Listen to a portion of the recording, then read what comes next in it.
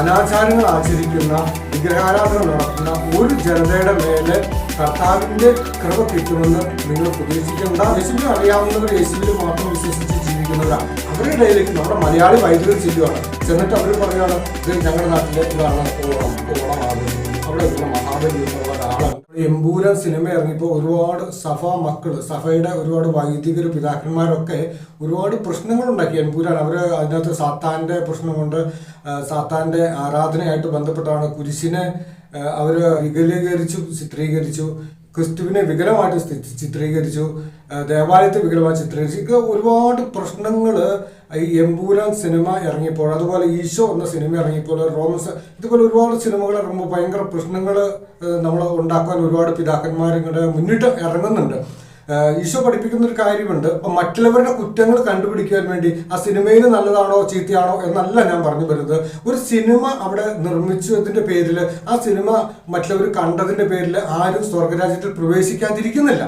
നേരെ മറിച്ച് നമ്മുടെ ഉള്ളിൽ നിന്നും പുറത്തു വരുന്നതാണ് നമ്മുടെ സ്വർഗരാജ്യം നിഷേധിക്കപ്പെടുന്നത് എന്നുള്ള ഒരു കാര്യം നമ്മൾ മനസ്സിലാക്കണം. കാരണം നമ്മുടെ ഉള്ളിലുള്ള, നമ്മുടെ ദേവാലയത്തിലേക്ക് കൊണ്ടുവരുന്ന ഇത്തരം ദുരാചാരങ്ങൾ, നമ്മുടെ അനാചാരങ്ങൾ ഒക്കെ നമുക്ക് ചെയ്യാം. ഒരു പുറമെ ഒരു സിനിമ പിടിച്ചു കഴിഞ്ഞാൽ അത് തെറ്റായിട്ട് വ്യാഖ്യാനിക്കുവാൻ എങ്ങനെയാണ് നിങ്ങൾക്ക് സാധിക്കുന്നത്? ഈശോ പഠിപ്പിക്കുന്ന ഒരു കാര്യമുണ്ട്, ഉള്ളിലേക്ക് പോകുന്നതല്ല ഒരു മനുഷ്യനെ അശുദ്ധനാക്കുന്നത്, ഒരു മനുഷ്യന്റെ ഉള്ളിൽ നിന്നും പുറത്തു വരുന്നതാണ് ഒരു മനുഷ്യനെ അശുദ്ധനാക്കുന്നത്.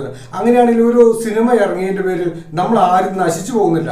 അവരവിടെ കാണിക്കോ ക്രിസ്തുവിനെതിരായിട്ട് എന്തൊക്കെ പറയോ ഇതൊക്കെ ചെയ്തോട്ടെ. അപ്പൊ പുരാതന കാലം മുതലേ ഇത് തന്നെയാണ് സംഭവിച്ചിരുന്നത്. ക്രിസ്തുവിനെതിരെ ഒരുപാട് പ്രശ്നങ്ങൾ ഉണ്ടായിട്ടുണ്ട്. എന്നിട്ട് ഇതുവരെ സഭ തളർന്നതായിട്ടോ ഒന്നും ഇതുവരെ സംഭവിച്ചിട്ടില്ല. അപ്പോൾ അവരെന്ത് കാണിച്ചാലും നമ്മുടെ സഭയ്ക്ക്, നമ്മുടെ ഉള്ളില് പ്രശ്നങ്ങൾ ഒന്നുമില്ല. നമ്മൾ കൊണ്ടുപോയി നമ്മുടെ ദേവാലയത്തിലേക്ക് നിലവിളക്കൊക്കെ കൊണ്ട് കത്തിച്ചു വെക്കും. അതുപോലെ വലിയ കൊടിമരമൊക്കെ അമ്പലങ്ങളിലുള്ള ടൈപ്പ് കൊടിമരങ്ങളൊക്കെ കൊണ്ടുപോയി ദേവാലയത്തിൽ സ്ഥാപിക്കും.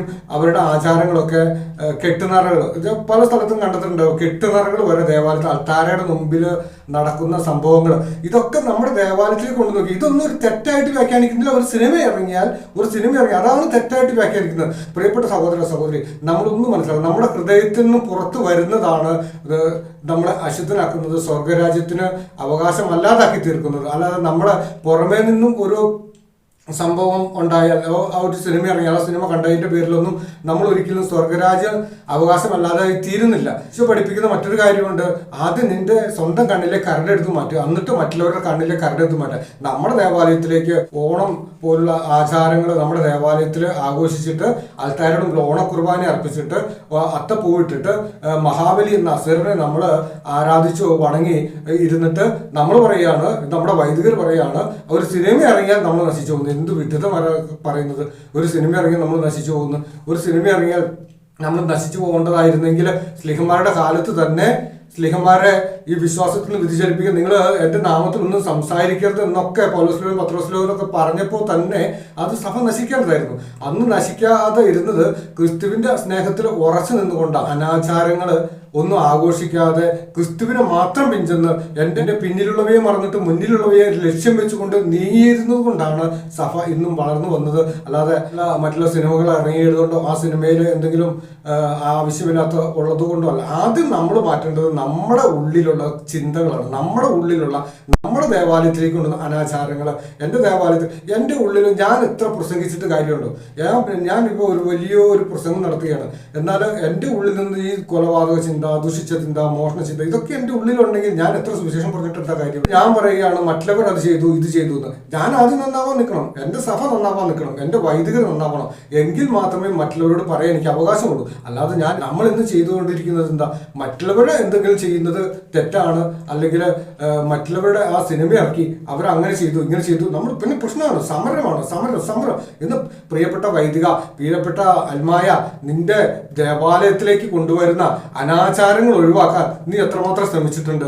നിന്റെ ഉള്ളിലേക്ക് കൊണ്ടുവരുന്ന ദുഷിച്ചിന്തകൾ ഒഴിവാക്കാൻ നീ എത്രമാത്രം ശ്രമിച്ചിട്ടുണ്ട്? നിന്റെ ദേവാലയത്തിൽ എത്രമാത്രം ഭക്തിയോടെ നീ വിശുദ്ധ കുർബാന അർപ്പിച്ചിട്ടുണ്ട്? നിന്റെ ദേവാലയത്തിൽ എത്രമാത്രം ഭക്തിയോടെ നീ ജപമാല അർപ്പിച്ചിട്ടുണ്ട്? നിന്റെ ദേവാലയത്തിൽ എത്രമാത്രം ഭക്തിയോടെ നീ കുരിശിന്റെ വഴി നടത്തിയിട്ടുണ്ട്? ഇതൊന്നും ചിന്തിക്കാതെ മറ്റ് പല കാര്യങ്ങളും നമ്മുടെ ദേവാലയത്തിൽ കൊണ്ടുവന്ന് വെക്കും. എന്നിട്ട് അതൊന്നും ഒരു തെറ്റായിട്ട് പറയുന്നില്ല. നിലവിളക്ക് കൊണ്ടുവന്ന് വെക്കുക, പള്ളിയിൽ തിരുവാതിര കളി നടത്തുക, പേക്കൂത്ത് നടത്തുക, ഇതൊക്കെ ഒന്നും തെറ്റല്ല. സിനിമ ഇറങ്ങുന്നതാണ് തെറ്റ്. അതുകൊണ്ടാണ് എമ്പുരാനെതിരെ ഇത്രമാത്രം പ്രശ്നങ്ങൾ ഉണ്ടാക്കുന്നത്. ഞാൻ സിനിമ കണ്ടിട്ടൊന്നുമല്ല, പക്ഷെ ഇത്രമാത്രം ബഹളം ഉണ്ടാക്കാൻ എന്താണ് നിങ്ങൾ കാണിച്ചു കൂട്ടുന്നത്? നിങ്ങളുടെ ഉള്ളിൽ നിങ്ങളുടെ മനസ്സിലുള്ള ചിന്തകൾ മാറ്റാതെ, കർത്താവ് പറഞ്ഞതുപോലെ നിന്റെ കണ്ണിലെ തടിക്കഷ്ണം എടുത്തു മാറ്റാതെ മറ്റുള്ളവരുടെ കണ്ണിലെ തടിക്കഷ്ണം എടുത്തു മാറ്റാൻ ശ്രമിക്കുന്നു. എന്തിനാ വെറുതെ? നിന്റെ ദേവാലയത്തിലേക്ക്, നിന്റെ കുടുംബത്തിലേക്ക് ഉള്ള ദുരാചാരങ്ങളൊക്കെ ഒഴിവാക്കാം. മന്ത്രവാദം, മാഭിചാരം, കൂടോത്രം, കൈനോട്ടം, മഷിനോട്ടം, ഇത്തരത്തിലുള്ള ദുരാചാരങ്ങൾ നിന്റെ ജീവിതത്തിൽ നിന്ന് ഒഴിവാക്കാതെ, അല്ലയോ വൈദിക, നിങ്ങൾ ഇട്ടിരിക്കുന്ന ഈ കുപ്പായത്തിന്റെ മഹത്വം നിങ്ങൾ കാണിക്കാതെ, ഈ കുപ്പായത്തിനോട് ഒരു വിശ്വസ്ത പുലർത്താതെ, നിങ്ങൾ മറ്റുള്ളവരെ കുറ്റം പറഞ്ഞുകൊണ്ട് നടന്നിട്ട് നിങ്ങൾ സ്വർഗരാജ്യത്ത് പ്രവേശിക്കുമെന്ന് നിങ്ങൾ ഒരു കാര്യത്തും വിചാരിക്കേണ്ട. തെറ്റ് ചെയ്യുന്ന ഒരു ജനതയുടെ കൂടെ അനാചാരങ്ങൾ ആചരിക്കുന്ന, വിഗ്രഹാരാധന നടത്തുന്ന ഒരു ജനതയുടെ മേലെ കർത്താവിന്റെ കൃപ കിട്ടുമെന്ന് നിങ്ങൾ പ്രതീക്ഷിക്കേണ്ട. നിങ്ങൾ എത്ര പ്രാർത്ഥിച്ചാലും, നിങ്ങൾ എത്ര വിശുദ്ധ ബലി അർപ്പിച്ചാലും, നിങ്ങളുടെ ദേവാലയത്തിൽ നിന്നും നിങ്ങളുടെ കുടുംബത്തിൽ നിന്നും ഇത്ര അനാചാരങ്ങൾ, ഓണം പോലുള്ള ആഘോഷങ്ങൾ ഒക്കെ എടുത്തു മാറ്റുന്നില്ല എങ്കിൽ നിങ്ങൾക്ക് കൃപ കിട്ടുമെന്നോ കർത്താവിൽ നിന്ന് കരുണ ലഭിക്കുമെന്നോ നിങ്ങൾ പ്രതീക്ഷിക്കേണ്ട. അത് കർത്താവിന്റെ നീതിയാണ്, അത് കർത്താവിന്റെ സ്നേഹമില്ലാത്തതുകൊണ്ടല്ല. പക്ഷെ നിങ്ങൾ ചെയ്യുന്ന ഓരോ തെറ്റിനും നിങ്ങൾ വില കൊടുക്കേണ്ടി വരും. നിങ്ങൾ പഠിപ്പിക്കുന്ന, നിങ്ങളുടെ മറ്റുള്ളവരെ കൂടി പഠിപ്പിക്കുന്ന തെറ്റിനും നിങ്ങൾ വില കൊടുക്കേണ്ടതായിട്ട് വരും. അവർ ചെയ്യുന്ന പാപത്തിനും കൂടി നിങ്ങൾ ഉത്തരവാദികളായിരിക്കും എന്നുള്ള സത്യം കൂടി നിങ്ങൾ മനസ്സിലാക്കിക്കൊള്ളുക. ഞാൻ പലപ്പോഴും കാണാറുണ്ട്, നമ്മുടെ ഈ കേരളത്തിലെ വൈദികർ പുറത്ത് മിഷനിലേക്കൊക്കെ പോകുമ്പോൾ, സാധാരണ മിഷൻ ഗ്രാമങ്ങളിലൊക്കെ ആളുകൾ യേശുവിൽ മാത്രം വിശ്വസിക്കുന്ന, യേശുവിനെ അറിയാവുന്നവർ യേശുവിൽ മാത്രം വിശ്വസിച്ച് ജീവിക്കുന്നവരാ.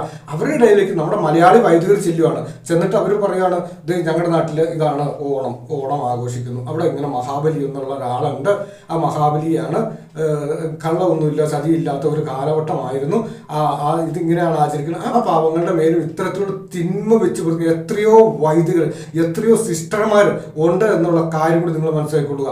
ഞാൻ നേരിട്ട് കണ്ടിട്ടുണ്ട് ഒരുപാട്.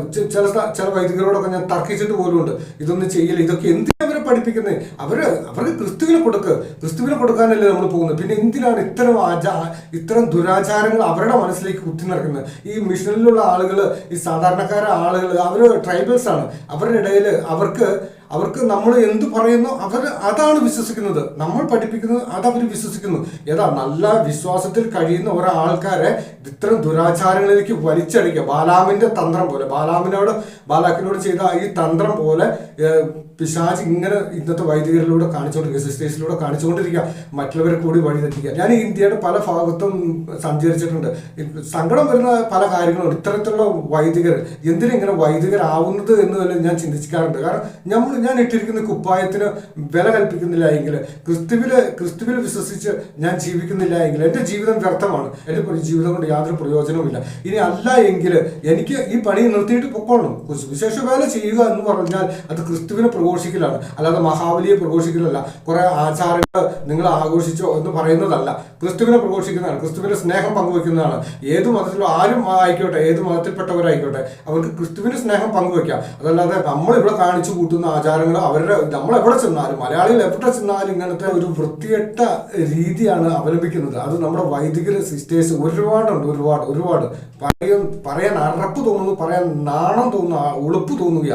പക്ഷെ എങ്ങനെ പറയാതിരിക്കും? ഇത്തരത്തിൽ നിങ്ങൾ ആചരിക്കുക, നിങ്ങൾ എന്ത് വേണമെങ്കിലും കാണിച്ച് എന്തിനാ ഈ പാവപ്പെട്ട ജനങ്ങളെ വെറുതെ വഴിതെറ്റിക്കാൻ നടക്കുന്നത്? എന്നിട്ട് നമ്മൾ പറയും നമ്മൾ മറ്റുള്ളവരെ എന്നിട്ട് പറയും മറ്റുള്ളവർ ആരെങ്കിലും ഒരു സിനിമ ഉദ്ദേശിച്ചു, എമ്പൂരാൻ, എമ്പൂരാനിൽ അത് അങ്ങനെയാണ് ഇങ്ങനെയാണ് എന്നൊക്കെ പറഞ്ഞു. ആദ്യം സ്വന്തം കണ്ണിലെ കരടെടുത്ത് മാറ്റുക വൈദികരെ, ആദ്യം സ്വന്തം കണ്ണിലെ കരടെടുത്ത് മാറ്റുക സിസ്റ്റേഴ്സ്. എന്നിട്ട് നിങ്ങൾ മറ്റുള്ളവരെ കുറ്റം പറയാൻ നടക്കുക. എന്നിട്ട് മറ്റുള്ളവരെ കുറ്റം പറയാം. അവർ ജീവിച്ചോളൂ, അവർ എന്ത് വേണമെങ്കിലും കാണിച്ചോളൂ. പക്ഷെ അവരുടെ ആചാരങ്ങളോ അനുഷ്ഠാനങ്ങളോ നമ്മുടെ ജീവിതത്തിന്റെ ഭാഗമായിട്ട് നമ്മുടെ ജീവിതത്തിലേക്ക് കൊണ്ടുവരാൻ നിൽക്കരുത്.